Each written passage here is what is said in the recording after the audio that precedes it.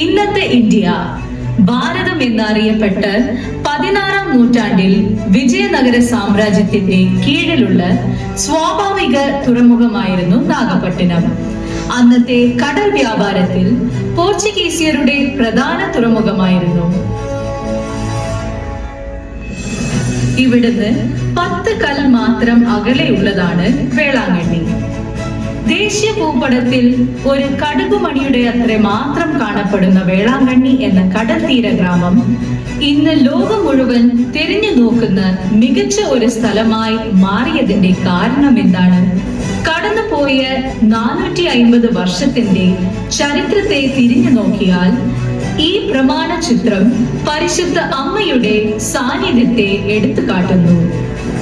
അതെ, പ്രകൃതി കനിഞ്ഞു നൽകിയ വാക്കടൽ തീരത്ത് നീല കടലലകളും കാറ്റും കവിതയും നിത്തം കൈകോർത്ത് നീലാംബരി പാടി വെള്ളിമണൽ പറപ്പും വെള്ളാരം കുന്നും ചമ്മിലം കാടുകളും പനമരക്കൂട്ടവും തെങ്ങിൻ തോട്ടവും കടലോര കാറ്റിൽ ചാഞ്ചാടി ഉലയും തങ്കത്തോണികളെയും താങ്ങി അന്തിവെയിൽ മയക്കത്തിൽ അന്തിമയങ്ങുന്ന മനുഷ്യ മനസ്സുകളെ തഴുകി ഉണർത്തുന്ന നാഗപട്ടണം വേളാങ്കണ്ണി ഗ്രാമത്തിൽ നടന്ന ഒരു സംഭവമാണ് വേളാങ്കണ്ണിയിൽ ചരിത്രത്തിന്റെ ആരംഭം. ഏകദേശം 400 വർഷങ്ങൾക്ക് മുൻപ് വേളാങ്കണ്ണി അണ്ണാപ്പിള്ളை തെരുവിൽ ഒരു കുളവും അതിന്റെ കരയിൽ ഒരു വലിയ ആൽമരവും ഉണ്ടായിരുന്നു.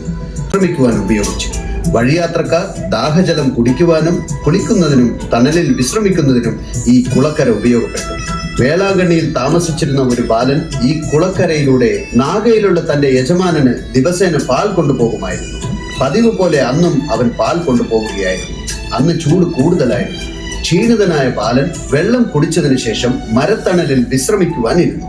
അവശനായതിനാൽ തണലും ഇളങ്കാറ്റും അവനെ ഉറക്കത്തിലേക്ക് തള്ളിവിട്ടു.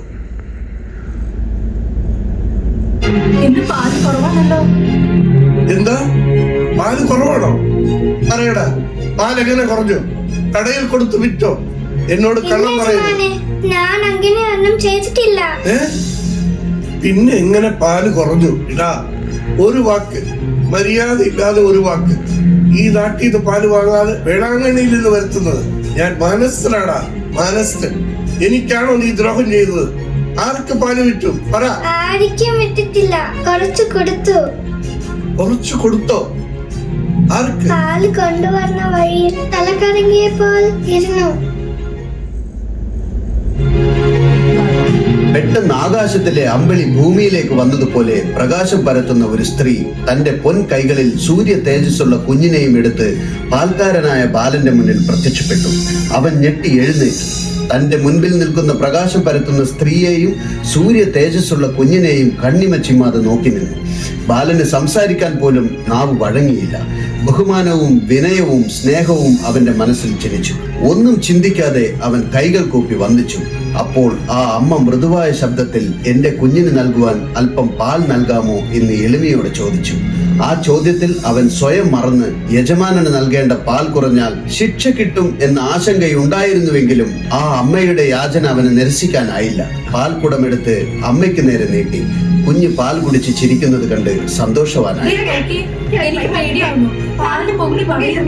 രണ്ടുപേർക്ക് എന്ത് പറ്റി? ഇവൻ പറയുന്നു ആകാശത്തേക്ക് പെണ്ണറിയാണ്, നീ പറയുന്നു പാല് പൊങ്ങി പറയും. പോയി പെണ്ണു നോക്ക്. ഇടാ, ഈ പ്രായത്തിൽ കണത്തിൽ ചെയ്തോ? ചേട്ടാ, ഞാൻ പറയുന്ന സത്യമാ. നോക്കൂ, വേഗം വരുന്നേ.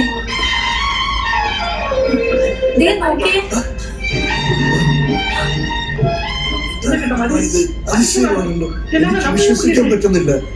എനിക്ക് പേടിയാവുന്നു. വിശ്വസിക്കാത്തവർക്ക് ദൈവം കാട്ടുന്ന അടയാളമാണ്. അല്ലെങ്കിൽ സുന്ദരത്തെ സഹായിച്ചത് കൊണ്ടാണോ? സുന്ദരം പറഞ്ഞത് സത്യമാണ്. സുന്ദരം, സുന്ദരം, സുന്ദരം, സുന്ദരം.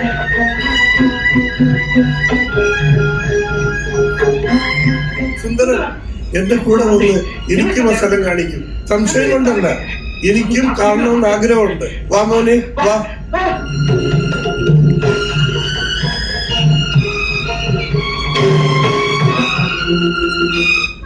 അമ്മ, കുഞ്ഞനപ്പം ഇവിടെയാ നിന്നത്.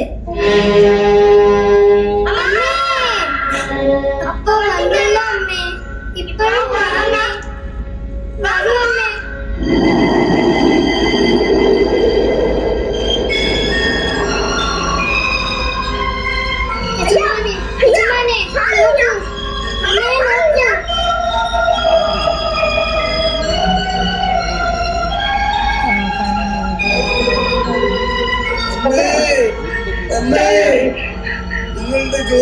സഹിക്കാൻ പറ്റുന്നില്ല. സഹിക്കാൻ പറ്റുന്നില്ല അമ്മേ. പാൽക്കാരനായ ബാലന് പ്രത്യക്ഷപ്പെട്ട് ചില വർഷങ്ങൾ കഴിഞ്ഞ് മറ്റൊരു ദർശനം മോര് വിൽപ്പനക്കാരനായ ബാലന് ലഭിച്ചത് വേളാങ്കണ്ണിക്ക് ലഭിച്ച അത്ഭുതം തന്നെയാണ്. 16-ാം നൂറ്റാണ്ടിന്റെ അവസാനം വേളാങ്കണ്ണിയിലെ ചിറ്റൂരിൽ പാവപ്പെട്ട ഒരു വിധവ ജീവിച്ചിരുന്നു. അവരുടെ മകൻ ജന്മനാ മുടന്തനായിരുന്നു.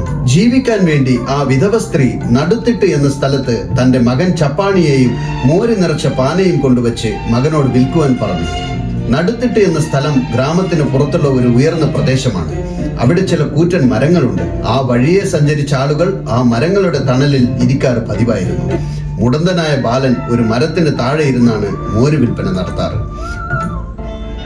എടാ വൈരക്കണ്ണ്, ഇവിടെ വാ. എന്തടാ ഇവിടെ വാടാ. എന്തടാ മുടവാ, കച്ചവടം എങ്ങനെ പോകുന്നു? എടാ എന്നെ മോഡലൊന്ന് വിളിക്കല്ലേ, ഞാനിപ്പോ നടക്കുമടാ. എങ്ങനെ? ഒന്ന് നടന്നേ.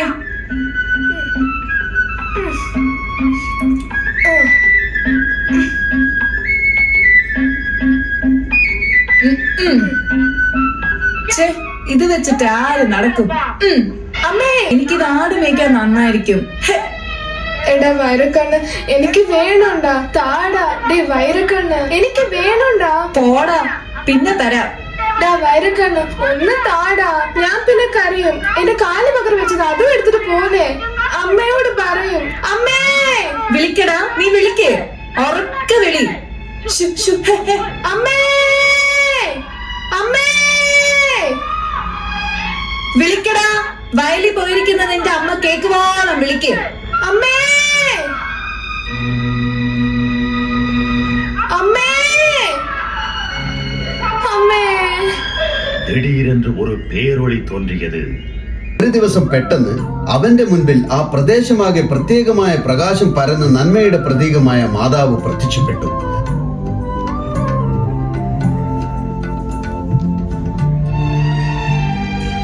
അത് കണ്ട് ബാലൻ അത്ഭുതപ്പെട്ടു. മാതാവ് തന്റെ കയ്യിലുള്ള കുഞ്ഞിന് നൽകാൻ അല്പം മോര് ആവശ്യപ്പെട്ടു. സിരിത് മോർത്ത. ആനന്ദവാനായ ബാലൻ സന്തോഷത്തോടെ കുഞ്ഞിന് മാതാവിന്റെ കയ്യിൽ മോര് നൽകി. മാതാവ് അത് കുഞ്ഞിന് നൽകി. മോര് നൽകിയ ബാലന് പ്രത്യുപകാരമായി സുഖം പ്രാപിപ്പിച്ചു.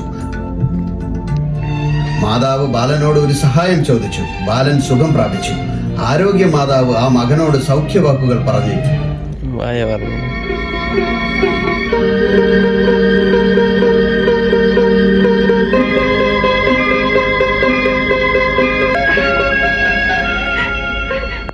മുടന്തുള്ള കാലുകൾക്ക് ബലം നൽകി. എന്തൊരത്ഭുതം! ബാലൻ എഴുന്നേറ്റ് നിന്നു, നടന്നു, ഓടി. നാഗയിൽ താമസിച്ചിരുന്ന കത്തോലിക്ക പുരോഹിതനോട് താൻ സുഖം പ്രാപിച്ചത് സാക്ഷ്യപ്പെടുത്തി. പുരോഹിതൻ ആ രാത്രിയിൽ മാതാവ് തന്റെ പുത്രനോടൊപ്പം പ്രത്യക്ഷപ്പെട്ടത് ദർശിച്ച് അവിടെ ആരാധനാലയം പണിയാൻ തീരുമാനിച്ചു. നാട്ടുകാരുടെ സഹകരണത്തോടെ നാഗ ഗ്രാമത്തലവന്റെ നേതൃത്വത്തിൽ മൺചുവര് കെട്ടി ഓല കൊണ്ട് മേൽക്കൂര കെട്ടി കൊച്ചു ആരാധനാലയം പണിതു. പരിശുദ്ധ അമ്മയുടെ സഹായത്തോടു കൂടിയ ആ ബാലകന്റെ മുടന്ത് മാറിയത് മെല്ലെ മെല്ലെ എല്ലാ ദിശകളിലും അറിയാൻ തുടങ്ങി. പരിശുദ്ധ അമ്മ നിർദ്ദേശിച്ച സ്ഥലത്തിലാണ് ആ സമ്പന്നൻ പുല്ലുകൊണ്ട് മനോഹരമായിട്ടുള്ള ഒരു ദേവാലയം പണിഞ്ഞു. അന്നു മുതൽ ആ ദേവാലയത്തെ ആരോഗ്യ മാതാ ദേവാലയം എന്നറിയപ്പെട്ടു. കർത്താവ് പരിശുദ്ധ അമ്മ വഴിയെ തിരഞ്ഞെടുത്ത ഈ സ്ഥലത്തിനെ കൂടുതൽ അനുഗ്രഹിക്കാൻ സംഭവിച്ചതാണ് മൂന്നാമത്തെ അത്ഭുതം. അക്കാലത്ത് നീരാവി കപ്പലുകൾ ഉണ്ടായിരുന്നില്ല, പായക്കപ്പലുകളായിരുന്നു ഉണ്ടായിരുന്നത്. ഈ സാഹചര്യത്തിൽ പോർച്ചുഗീസുകാർ കടൽ ഗതാഗതം ചെയ്ത് വികസ്വര രാജ്യങ്ങളിൽ കച്ചവടം ചെയ്ത് വളർന്ന് പന്തലിച്ചു. ഒരു ദിവസം പോർച്ചുഗീസ് കപ്പൽ ചൈനയിലെ മക്ക തുറമുഖത്ത് നിന്ന് പുറപ്പെട്ട് വടക്ക് ദിശയിലേക്ക് സഞ്ചരിച്ച് ബംഗാൾ കടലിടുക്കിലൂടെ പോവുകയായിരുന്നു. അനുകൂലമായ കാലാവസ്ഥയിൽ അവർ പെട്ടെന്ന് തന്നെ ലക്ഷ്യത്തിലെത്തും എന്ന് കരുതി. എന്നാൽ പെട്ടെന്ന് ആകാശത്ത് കാർമേഘങ്ങൾ ചുരുണ്ടുകൂടി, കൊടുങ്കാറ്റടിച്ചു, കടൽ ക്ഷുഭിതയായി. ആഴക്കടലിൽ ഒരു ചെറിയ കരിയില പോലെ ആ കൊച്ചു കപ്പൽ ആടി ഉലഞ്ഞു. കപ്പിത്താനും വ്യാപാരികളും പല കാര്യങ്ങൾ ചെയ്തിട്ടും പരാജയപ്പെട്ടു. ഒടുവിൽ മാതാവിൽ ശരണമർപ്പിച്ചു. നന്മ നിറഞ്ഞ മാതാവേ, യാത്രക്കാരുടെ ആശ്രയമേ, രക്ഷാ കവചമേ, ഞങ്ങളെ രക്ഷിക്കണമേ. ഞങ്ങൾ ആപത്തില്ലാതെ കരയിലെത്തിയാൽ എത്തുന്ന സ്ഥലത്ത് മാതാവിന്റെ പേരിൽ ഒരു ആരാധനാലയം പണിയാം എന്ന് പ്രാർത്ഥിച്ചു. അഭയമരിയെ, കരുണക്കടലെ, ഞങ്ങളെ കാക്കണേ, കരയിലെത്തിക്കണമേ എന്ന് പ്രാർത്ഥിച്ചു. വിശ്വാസവും ഭക്തിയും നിറഞ്ഞ അവരുടെ പ്രാർത്ഥന മാതാവ് കേട്ടു. ആകാശത്തെ കാർമേഘങ്ങൾ മാറി, കൊടുങ്കാറ്റ് തെന്നലായി, കടൽ ശാന്തമായി. എല്ലാവരും മുട്ടുകുത്തി മാതാവിന് നന്ദി അർപ്പിച്ചു. എല്ലാവരും ആപത്തില്ലാതെ കരയിലെത്തി. അവർ രക്ഷപ്പെട്ട് കരയിലെത്തിയ തീയതിയാണ് സെപ്റ്റംബർ 8, വേളാങ്കണ്ണി ഗാനം.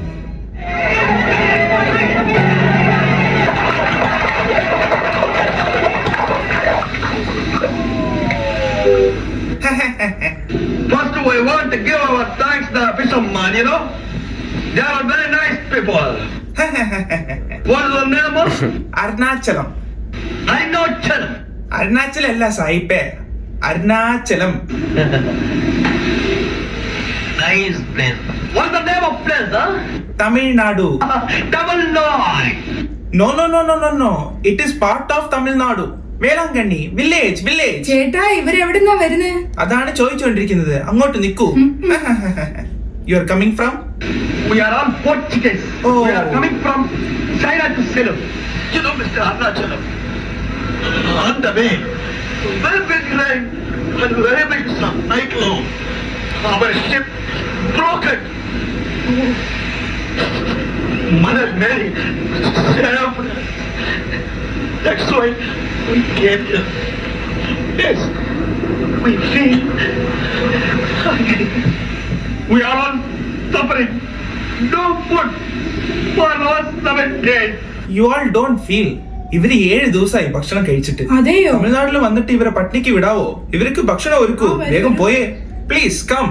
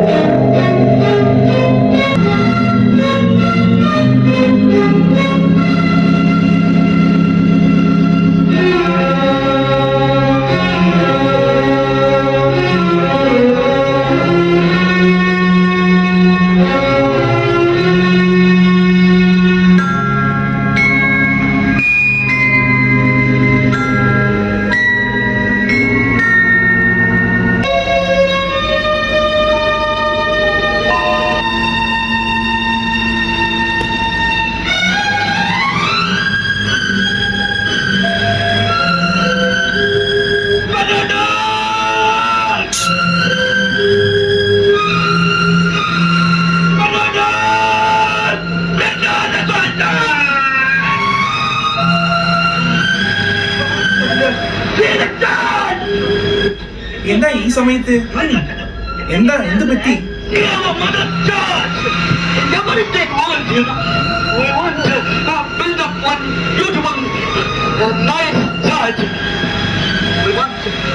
എന്താ പറയുന്നേ? പേടിപ്പിക്കുന്നു. അവര് പറയുന്നത് ഞങ്ങളെ രക്ഷിച്ച മാതാവിന്റെ പള്ളി ഇതുപോലുണ്ടല്ലോ, ഞങ്ങൾ തന്നെ ഇത് പുതിയതായി പണിയാം, അതിന് നമ്മുടെ സഹായം വേണം. നിന്റെ സഹായമോ? നിന്റെ മാത്രമല്ല, ഞങ്ങളെ എല്ലാവരും സഹായിക്കും. We will help you, sure.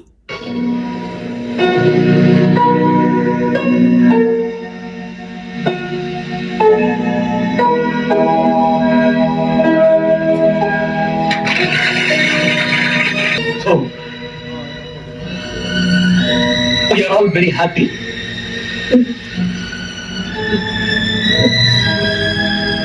Our duties fulfilled.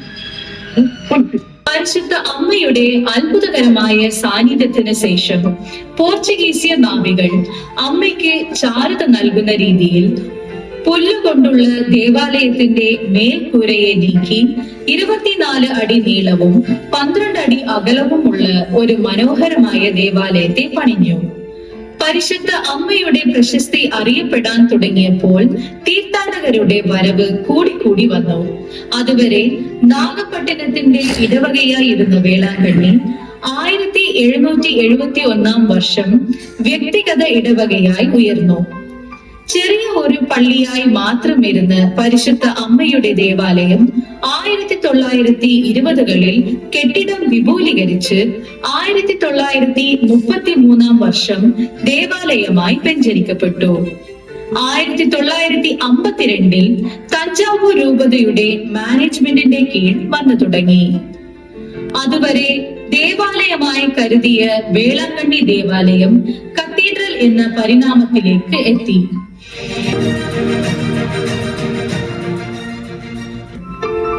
ദക്ഷിണേന്ത്യയെ മഹത്വപ്പെടുത്തുന്ന ക്രിസ്തു മതത്തിന്റെ പ്രതീകമാണ് ഇത്.